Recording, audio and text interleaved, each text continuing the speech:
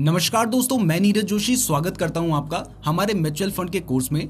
अभी तक हमने आपको बताया है कि म्यूचुअल फंड क्या होते हैं, म्यूचुअल फंड काम कैसे करते हैं और म्यूचुअल फंड के डिफरेंट टाइप्स भी हमने आपको बता दिए हैं, जिसमें से इक्विटी म्यूचुअल फंड को हम अच्छे से डिस्कस भी कर चुके हैं। तो इस लेक्चर में हम डेट म्यूचुअल फंड्स को अच्छे से डिस्कस करेंगे और जानेंगे कि डेट म्यूचुअल फंड्स क्या होते हैं, डेट म्यूचुअल फंड्स कितने टाइप्स के होते हैं और भी बहुत कुछ। तो चलिए इस लेक्चर को शुरू करते हैं। तो सबसे पहले जानते हैं कि डेट म्यूचुअल फंड होते क्या हैं। तो डेट का बेसिक मीनिंग होता है लोन या फिर उधार, और इसी से अगर हम डेट म्यूचुअल फंड्स को समझें तो डेट म्यूचुअल फंड्स उन म्यूचुअल फंड्स को कहते हैं जहां इन्वेस्टर्स का पैसा डेट इंस्ट्रूमेंट्स में इन्वेस्ट किया जाता है। तो डेट फंड को इन डेप्थ समझने के लिए आपको ये समझना होगा कि डेट इंस्ट्रूमेंट्स या सिक्योरिटीज क्या होते हैं। तो डेट इंस्ट्रूमेंट्स मेनली वो तरीके होते हैं जिससे हम किसी को लोन देते हैं, बट यहाँ पर हम उसे लोन के पर्सपेक्टिव से ना देखकर इन्वेस्टमेंट के पर्सपेक्टिव से देखते हैं। तो अभी तक आपको क्लियर हो गया है कि डेट म्यूचुअल फंड्स वो म्यूचुअल फंड्स होते हैं जो कि डेट इंस्ट्रूमेंट्स में पैसा इन्वेस्ट करते हैं, और डेट इंस्ट्रूमेंट्स वो तरीके होते हैं जिससे हम किसी को लोन देते हैं। तो अब जानते हैं कि डेट इंस्ट्रूमेंट्स कितने टाइप के होते हैं। तो डेट इंस्ट्रूमेंट्स मेनली 5 तरीके के होते हैं, जिसमें सबसे पहला है कॉर्पोरेट बॉन्ड, दूसरा है गवर्नमेंट बॉन्ड्स या गवर्नमेंट सिक्योरिटीज, तीसरा है ट्रेजरी बिल्स जिन्हें हम टी बिल्स भी बोलते हैं, फोर्थ है सर्टिफिकेट ऑफ डिपॉजिट और फिफ्थ है कमर्शियल पेपर। तो इसमें सबसे पहले कॉर्पोरेट बॉन्ड्स को डिस्कस करते हैं। तो कॉर्पोरेट बॉन्ड्स मेनली इन्वेस्टर्स और बोरोअर्स के बीच में होने वाले कॉन्ट्रैक्ट को रिप्रेजेंट करते हैं। मैं जानता हूं कि ये सेंटेंस आपको समझ नहीं आया, तो इसे एक एग्जाम्पल से समझते हैं। मान लीजिए एक कंपनी है ए लिमिटेड, जिसको अपना बिजनेस करने के लिए लोन चाहिए। तो लोन लेने के लिए जनरली कंपनी बैंक से लोन लेने की बजाय बॉन्ड इशू करती है, जो कि एक तरह का कॉन्ट्रैक्ट होता है जिसमें कंपनी पब्लिक से पैसे लेती है और उन्हें एक फिक्स्ड रिटर्न देती है। तो इस केस में मान लेते हैं कि कंपनी ने 2 साल के लिए बॉन्ड इशू किया है और उसमें वो फिक्स्ड 9% का इंटरेस्ट रेट दे रही है। तो इस केस में अगर मैं उस कंपनी के बॉन्ड खरीद लेता हूं, जिसके लिए ऑब्वियस सी बात है कि मैं कंपनी को पैसे दूंगा, तो ये जो बॉन्ड है ये कंपनी के लिए तो लोन है क्योंकि उसने पैसा लिया है, लेकिन मेरे लिए ये एक इन्वेस्टमेंट है, एक एसेट है जिसके थ्रू मेरे पास पैसा आएगा, क्योंकि मैंने कंपनी को लोन दिया है जिसके रिटर्न में कंपनी मुझे 9% का फिक्स्ड इंटरेस्ट रेट 2 साल तक देने वाली है। तो जब भी कोई कंपनी अपने बॉन्ड्स मार्केट में इशू करती है तो उसे कॉर्पोरेट बॉन्ड कहते हैं। सेकंड आते हैं गवर्नमेंट बॉन्ड्स या गवर्नमेंट सिक्योरिटीज।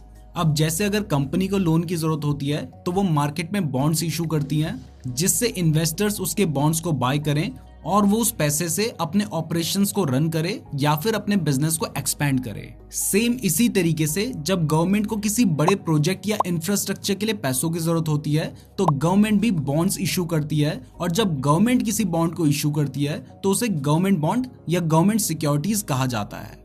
इसके बाद तीसरा डेट इंस्ट्रूमेंट जिसमें डेट फंड्स इन्वेस्ट करते हैं वो है ट्रेजरी बिल्स। तो जब भी गवर्नमेंट के ऊपर कोई शॉर्ट टर्म फाइनेंशियल रिक्वायरमेंट होती है और उस रिक्वायरमेंट को पूरा करने के लिए अगर गवर्नमेंट के पास फंड ना हो तो वहां पर गवर्नमेंट ट्रेजरी बिल्स इशू करती है। ट्रेजरी बिल्स गवर्नमेंट बॉन्ड से अलग इसलिए है क्योंकि यहाँ पर गवर्नमेंट इंटरेस्ट ना देकर कैपिटल गेन देने का प्रॉमिस करती है। अब ये जो ट्रेजरी बिल्स हैं ये मेनली 2 हफ्ता यानी 14 डेज, 91 डेज, 182 डेज और 364 डेज के मैच्योरिटी पीरियड के साथ आते हैं।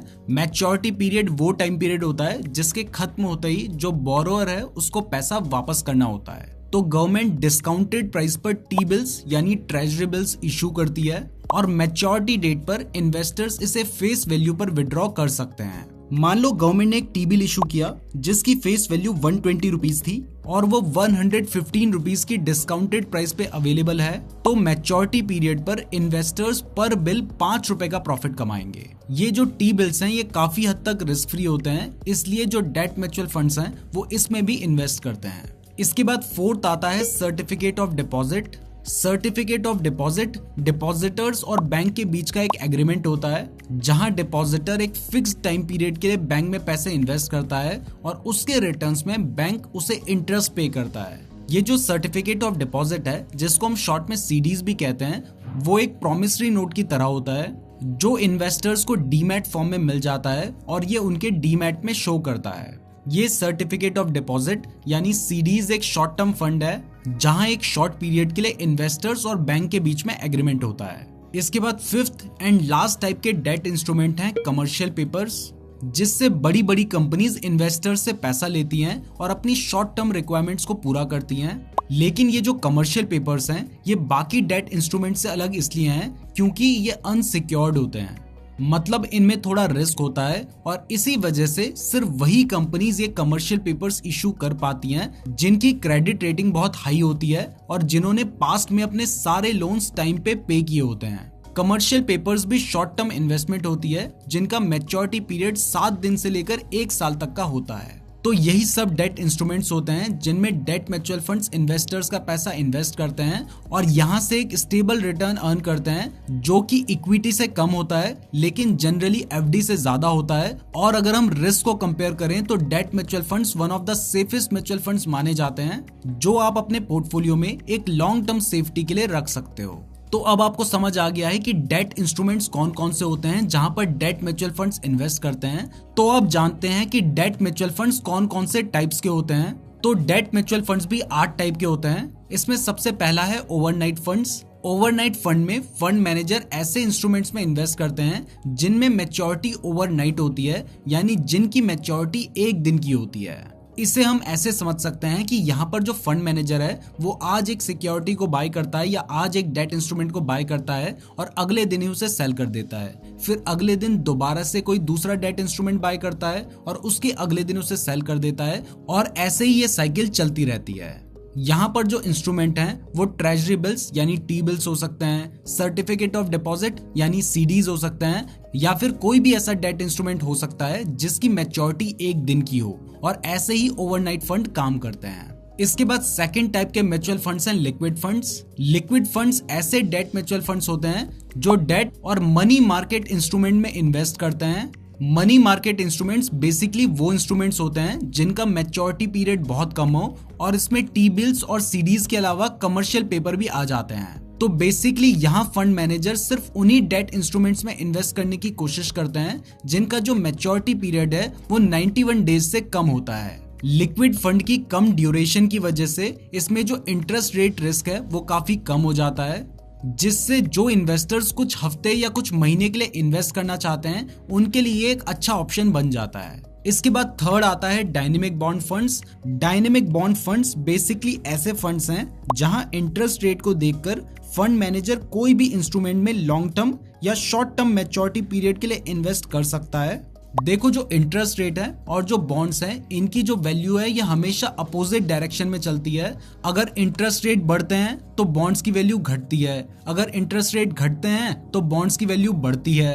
क्योंकि मान लो अगर कोई बॉन्ड है जो 5% का इंटरेस्ट रेट देता है और वही इंटरेस्ट रेट बढ़ने की वजह से जो एफडी है वो आपको 7% के इंटरेस्ट रेट देने लग जाए, तो फिर क्या आप उस बॉन्ड में इन्वेस्ट करेंगे? तो इसका सीधा सा जवाब है कि आप नहीं करेंगे, क्योंकि आपको एफडी में ही आराम से उससे ज्यादा इंटरेस्ट रेट मिल जा रहे हैं। तो इसी को हम इंटरेस्ट रेट रिस्क भी कहते हैं, जो कि डेट इंस्ट्रूमेंट्स में होता है।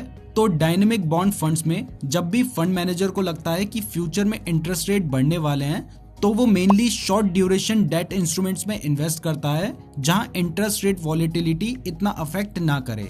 वहीं अगर फंड मैनेजर को लगता है कि फ्यूचर में इंटरेस्ट रेट गिरने वाला है तो वो लॉन्ग टर्म डेट इंस्ट्रूमेंट्स में इन्वेस्ट करता है जिनकी मैच्योरिटी लॉन्ग टर्म की रहती है, जिससे लॉन्ग टर्म में वो अच्छा रिटर्न जनरेट कर सके और उसके बॉन्ड की वैल्यू बढ़े। इसके बाद फोर्थ टाइप है कॉर्पोरेट बॉन्ड फंड्स। एज पर सेबी कोई भी डेट म्यूचुअल फंड को कॉर्पोरेट बॉन्ड फंड बनने के लिए उस फंड का minimum 80% high rated debt instruments में इन्वेस्ट करना होता है। यहाँ रेट से हमारा मतलब क्रेडिट रेटिंग से है, जो कि क्रेडिट रिस्क को डिफाइन करती है। अगर आपने हमारा स्टॉक मार्केट वाला कोर्स देखा होगा तो उसमें हमारा एक लेक्चर बॉन्ड्स के ऊपर भी है जिसमें हमने क्रेडिट रेटिंग के बारे में अच्छे से बताया है। अगर आपने नहीं देखा है तो आप हमारे स्टॉक मार्केट वाले कोर्स को भी जरूर देखिए। बट फिलहाल के लिए मैं आपको बता दूं कि हर बॉन्ड की एक क्रेडिट रेटिंग होती है जो कि उस बॉन्ड के डिफॉल्ट होने की प्रोबेबिलिटी को बताती है। इसमें जो सबसे हाईएस्ट रेटिंग होती है वो AAA होती है और जो सबसे लोएस्ट रेटिंग होती है वो D होती है। तो अगर किसी बॉन्ड की क्रेडिट रेटिंग AAA है तो इसका मतलब है कि उस बॉन्ड की डिफॉल्ट होने की प्रोबेबिलिटी ना के बराबर है, और अगर किसी बॉन्ड की क्रेडिट रेटिंग D है तो D का मतलब ही डिफॉल्ट होता है, मतलब उसके डिफॉल्ट करने के चांसेस बहुत ज्यादा हैं।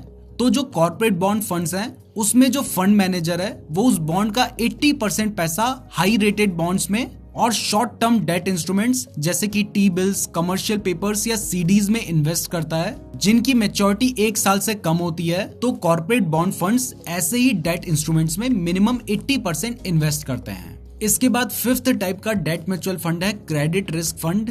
Credit risk funds mainly credit risk को रिप्रेजेंट करते हैं। मतलब इस फंड में फंड मैनेजर एटलीस्ट 65% पैसा उन डेट इंस्ट्रूमेंट्स में इन्वेस्ट करता है जिनकी रेटिंग लो होती है। मतलब वो कॉर्पोरेट या गवर्नमेंट बॉन्ड्स जिनकी रेटिंग AAA से कम हो और वो शॉर्ट टर्म इंस्ट्रूमेंट्स जिनकी रेटिंग A1 से कम हो। अब यहाँ पर आपके मन में सवाल आ सकता है कि इस फंड में फंड मैनेजर लो क्रेडिट रेटिंग वाले बॉन्ड में क्यों इन्वेस्ट कर रहा है। तो इसका सीधा सा जवाब है कि जिस बॉन्ड की रेटिंग कम होती है वो ज्यादा इंटरेस्ट रेट देती हैं, बट उसमें रिस्क भी ज्यादा होता है। तो इस फंड में फंड मैनेजर एटलीस्ट 65% पैसा ऐसे ही डेट इंस्ट्रूमेंट्स में इन्वेस्ट करता है। इसके बाद सिक्स्थ टाइप के डेट म्यूचुअल फंड्स हैं गिल्ट फंड्स। यूके में गवर्नमेंट बॉन्ड्स को गिल्ट कहा जाता है और वहीं से इस फंड का बर्थ हुआ है। इस फंड में फंड मैनेजर को एटलीस्ट 80% पैसा गवर्नमेंट सिक्योरिटीज में इन्वेस्ट करना होता है। अब क्योंकि गवर्नमेंट बॉन्ड्स में क्रेडिट रिस्क बहुत कम होता है, लेकिन क्योंकि ये गवर्नमेंट बॉन्ड्स हैं तो यहाँ पर इंटरेस्ट रेट रिस्क ज्यादा होता है, तो इसलिए शॉर्ट टर्म में इन बॉन्ड्स में अच्छी खासी वॉलेटिलिटी देखने को मिलती है। यानी ये बहुत ज्यादा अच्छे रिटर्न्स भी दे सकता है और बहुत खराब रिटर्न्स भी दे सकते हैं। इसके बाद जो सेवेंथ टाइप के डेट म्यूचुअल फंड है वो है लॉन्ग ड्यूरेशन इनकम फंड या शॉर्ट ड्यूरेशन इनकम फंड। इन फंड्स को समझने के लिए आपको एक टर्म मैकोले ड्यूरेशन को समझना होगा। तो मैकोले ड्यूरेशन मेनली वो पीरियड होता है जितने पीरियड में सिर्फ इंटरेस्ट अमाउंट से हमारा प्रिंसिपल अमाउंट पे हो सकता है। तो लॉन्ग ड्यूरेशन इनकम फंड में फंड मैनेजर को इस वे में डेट इंस्ट्रूमेंट में इन्वेस्ट करना होता है जिससे ओवरऑल पोर्टफोलियो की मैकोले ड्यूरेशन 7 साल से ज्यादा आए। वहीं दूसरी तरफ शॉर्ट ड्यूरेशन इनकम फंड में ये जो मैक्यूले ड्यूरेशन है ये 1 से 3 साल की होती है। मतलब सिर्फ 1 से 3 साल में हमारा जो इंटरेस्ट अमाउंट है उससे ही हमारा प्रिंसिपल अमाउंट पे हो सकता है। इसके बाद 8th और लास्ट टाइप के डेट म्यूचुअल फंड्स होते हैं मनी मार्केट फंड्स। तो मनी मार्केट फंड्स या मनी मार्केट इंस्ट्रूमेंट्स को समझने के लिए आपको सबसे पहले मनी मार्केट को समझना होगा। तो मनी मार्केट वो मार्केट है जहां पर short duration debt instruments buy या सेल होते हैं। शॉर्ट ड्यूरेशन इंस्ट्रूमेंट से हमारा मतलब ऐसे इंस्ट्रूमेंट से है जिनका मैच्योरिटी पीरियड 1 साल से कम होता है। और ये कौन से डेट इंस्ट्रूमेंट्स होते हैं ये मैं आपको पहले ही बता चुका हूँ कि जो ट्रेजरी बिल्स हैं, कमर्शियल पेपर्स हैं और जो सर्टिफिकेट ऑफ डिपॉजिट हैं इनका मैच्योरिटी पीरियड 1 ईयर से कम होता है। तो ये सब मनी मार्केट इंस्ट्रूमेंट्स में आते हैं। तो अब आपको समझ आ गया है कि मनी मार्केट क्या होता है। तो अब आपको ये भी समझ आ गया होगा कि मनी मार्केट फंड क्या होते हैं। तो इन फंड्स में मेनली आपके पैसे मनी मार्केट इंस्ट्रूमेंट्स में इन्वेस्ट किए जाते हैं जिससे आपको शॉर्ट ड्यूरेशन में लो इंटरेस्ट रेट रिस्क में अच्छे रिटर्न मिल पाए।